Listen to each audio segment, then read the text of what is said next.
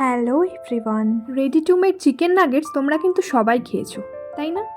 আচ্ছা চলো, আজকে এই চিকেন নাগেটসই বাড়িতে বানানো যাক।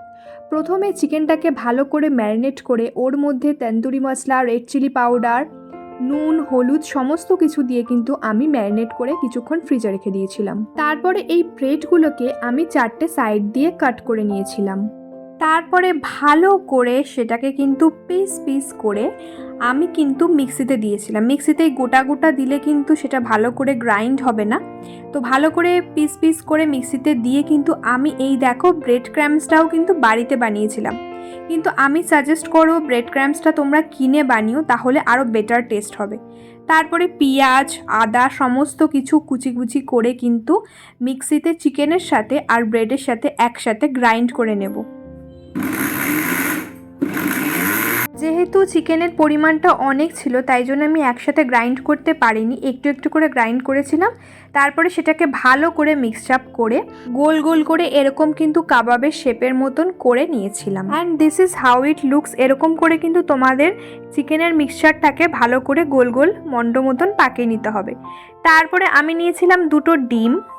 ডিমের মধ্যে কিন্তু আমি আলাদা করে নুন হলুদ কিছুই অ্যাড করিনি, কারণ সমস্ত কিছু এই চিকেনের মিক্সচারটার মধ্যে কিন্তু দেওয়া ছিল।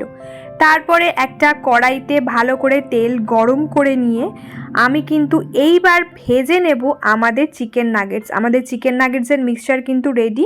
এবার সেই মিক্সচারটাকে যে গোল গোল মন্ড মতন করেছিলাম সেই মন্ডগুলোকে কিন্তু ভালো করে ডিমে চুবিয়ে, ব্রেড ক্রাম্বসে চুবিয়ে তারপরে কিন্তু আমাদের গরম তেলের মধ্যে ছেড়ে দিতে হবে। আর এরকমভাবেই কিন্তু প্রত্যেকটা আলাদা আলাদা করে আমাদের ভেজে নিতে হবে। আর একটু খেয়াল রাখতে হবে যাতে একটা আরেকটার সাথে লেগে না যায়, তার জন্য একটুখানি নাড়াচাড়াও করতে হবে কড়াইতে। তারপরে এই আমাদের চিকেন নাগেটস কিন্তু রেডি। এইবার কিন্তু এটা সার্ভ করার জন্য একেবারে প্রিপেয়ার্ড। আর এটা প্রচণ্ড ক্রিস্পি হয়েছিল। আর তারপরে আমি বানিয়ে নিয়েছিলাম একটুখানি কফি, কারণ ওয়েদারটা খুব ভালো ছিল। যদিও এখন গরমকাল কিন্তু ওয়েদারটা বেশ ভালো ছিল, বৃষ্টি পড়ছিল বাইরে, তো তাই জন্য একটু কফি বানিয়েছিলাম। তো কফি আর সাথে চিকেন নাগেটস, এরকমভাবে কিন্তু গোটা সন্ধেটা জাস্ট জমে গেল। Ready to made chicken nuggets যেগুলো থাকে সেগুলো 200-250-র মধ্যে আসে এক প্যাকেট। তার মধ্যে 6 থেকে 7 পিস মতন থাকে, ঠিক আছে? তো সেগুলো তোমরা মন ভরে, আরও বেশি লোকজন আসলে তোমরা তাদেরকে ঠিক মতন দিতেও পারো না, খাওয়াও যায় না।